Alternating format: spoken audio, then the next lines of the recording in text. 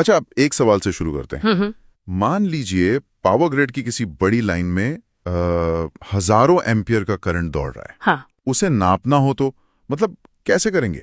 कोई भी आम मीटर तो जल जाएगा। हाँ, लगाते ही जलकर राख हो जाएगा।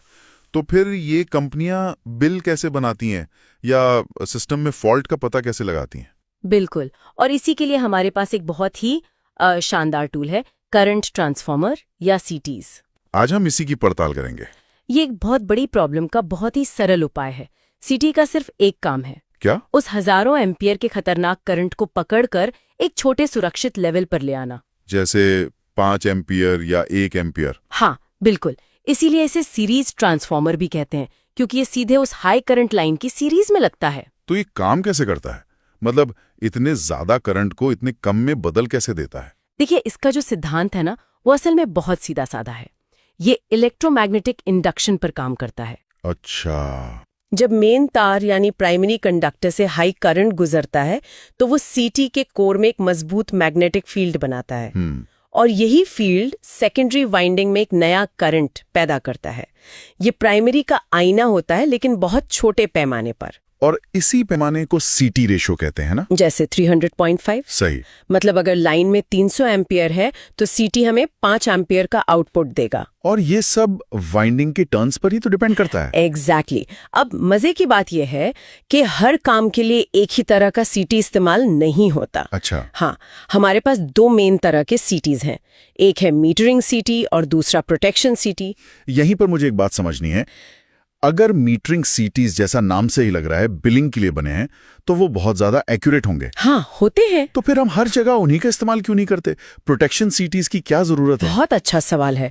यहाँ पर जो ट्रेड ऑफ है वो सटीकता और रेंज के बीच है। मतलब मीटरिंग सीटीज को नॉर्मल करंट पर बहुत सटीक होने के लिए बनाया जाता है, लेकिन अगर सिस्टम में कोई फॉल्ट आ जाए और करंट अचानक 10 गुना बढ़ जाए तो वो उसे हैंडल नहीं कर पाएगा? बिल्कुल नहीं। उसका कोर सैचुरेट हो जाएगा और वो गलत रीडिंग देने लगेगा। अच्छा, तो वो उस बड़े स्पाइक को नहीं झेल सकता? नहीं झेल सकता। और ठीक इसी पल के लिए प्रोटेक्शन सीटी को बनाया गया है। ओके। उसकी सटीकता शायद थोड़ी कम हो, लेकिन उसकी रेंज बहुत बड़ी होती है। वो फॉल्ट के दौरान उस बड़े करंट स्पाइक को भी सही से माप सकता है, ताकि रिले को सिग्नल भेजकर सर्किट ब्रेकर को ट्रिप करा सके और पूरे सिस्टम को बचा सके। समझ गया। तो ये एक बहुत ही चालाकी से बनाया गया डिवाइस है, लेकिन इसके साथ एक लेकिन भी जुड़ा होगा। हाँ। वो कौन सी एक गलती है जो उस काम के टूल को एक बड़े खतरे में बदल सकती है? वो इसका सुनहरा नियम है, और शायद सबसे जरूरी भी। क्या है वो? कि सीटी की जो सेकेंडरी वाइंडिंग है उसे कभी भी, मतलब किसी भी हालत में खुला नहीं छोड़ना चाहिए। सुनने में ये एक मामूली सी चेतावनी लगती है, इसके पीछे इतना बड़ा खतरा क्या है? इसे ऐसे समझिए कि सीटी एक रस्साकशी के खेल की तरह काम करता है। रस्साकशी? हाँ। प्राइमरी करंट जो मैग्नेटिक फील्ड बनाता है, सेकेंडरी करंट ठीक उसके उल्टा एक मैग्नेटिक फील्ड बनाकर उसे बैलेंस करता है। एक संतुलन बना रहता है। एक नाजुक संतुलन।